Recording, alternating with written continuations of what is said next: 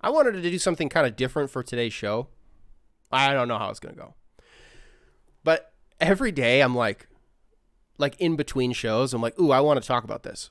But then it's like too far removed from when I'm recording next and I just space it. So this week I tried to like screenshot everything that I wanted to talk about. So that way, by the time Friday rolls around, I can do a new segment. And the new segment is called Things I Saw This Week. What did Nick see this week? I saw this little Shams tweet.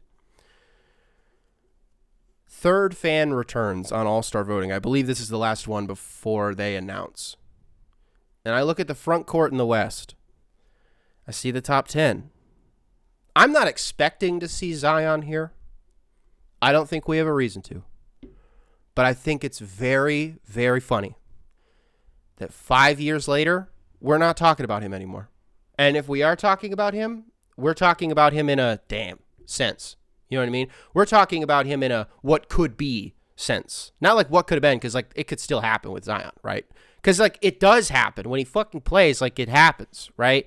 And what do we talk about with him? I don't really want to do the whole weight thing and food thing with him, because as somebody who has a weird relationship with eating, I don't really want to disparage him for whatever the fuck he's got going on. I was watching a Mariah Mills live the other day, and I got to tell you, dude, the amount of, I don't even know why she goes on live, because for those of you who don't know about the Zion OnlyFans porn star controversy, Mariah Mills fired off a lot of very not nice tweets about Zion Williamson probably like 8 months ago at this point.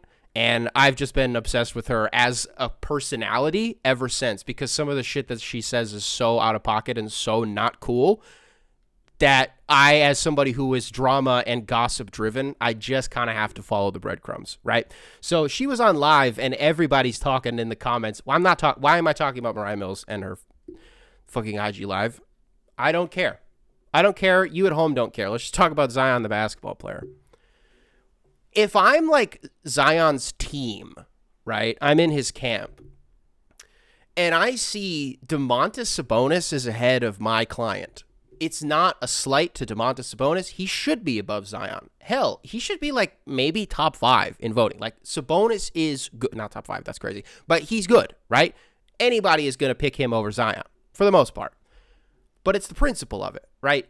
This shiny new toy suddenly is not so shiny anymore. It's also not very new. We kind of know what we're getting with the experience. And this is what people were saying from the beginning. This is not an anti-Pelicans thing whatsoever, but it is a small market. It's not that stars can't like flourish there, because they totally can. We've seen it in the past. I mean, we've seen how those relationships have ended in the past too. So I don't know how true is it? I don't know.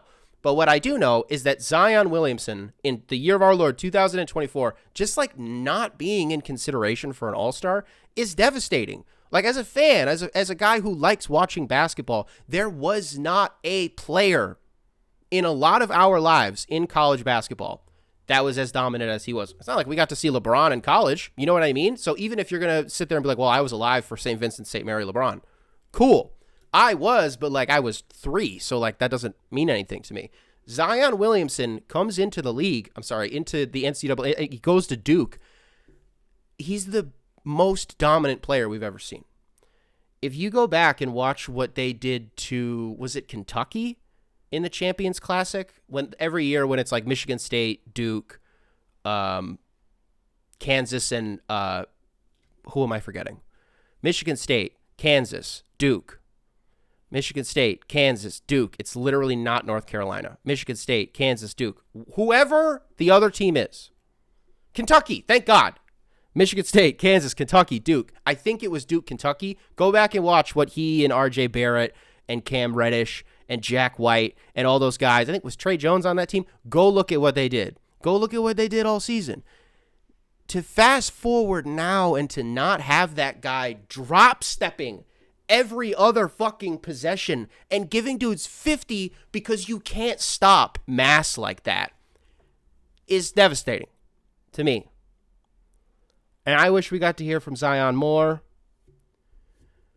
I hope this doesn't end the way that it seems like it's going with this whole, like, I don't know if I'm bought in. I don't know if he's made comments since that, like, kind of a departure from that, and maybe he's like, things are fine now. Hey, if he's fine now, cool. But we're not talking about him as an all-star, and that means that he is not me. Like, dude, remember the first game that he even played in the NBA? 19 straight, 17 straight points that he had against the Spurs? And then he just gets, like, checked out. And they were losing the game, by the way. And then he does that. And then he gets checked out because he's on a minutes restriction, right? And everybody was like, boo. And even he was pissed about it. We've seen how destructive he can be. There are dudes in the league who, when they really try, when they're really on, there's nothing, nobody in the world that can be put in front of them that can stop them. I think even, I'm going to zag a little bit here. I'm going to go off the trail, off the beaten path. Jokic, sometimes this season, I wonder if he's like, I can't say he's trying less because there's a chance that he ends the season and is literally averaging like Wilt numbers. But there was this take out there that maybe he's not trying as hard this year because he doesn't like the spotlight. And if he tries too hard, then he's going to win another MVP. Who said this? It's going to drive me insane that I don't remember who said this. But if he wins another MVP and it comes with all this recognition, and then he's got to do all these, there's more obligation to the media and to like the commercialization of your brand. And that's just not what he's interested in, dude. He just wants to like ride a horse and like get in the club. And does it sound like Zion kind of wants to do the same thing, but like with like Mountain Dew? Yeah. And I get that. That's pretty relatable. Miss you, Zion. Let's move on. Beautiful, beautiful. Primary control. Beautiful. Primary control. Beautiful. Primary control. Beautiful.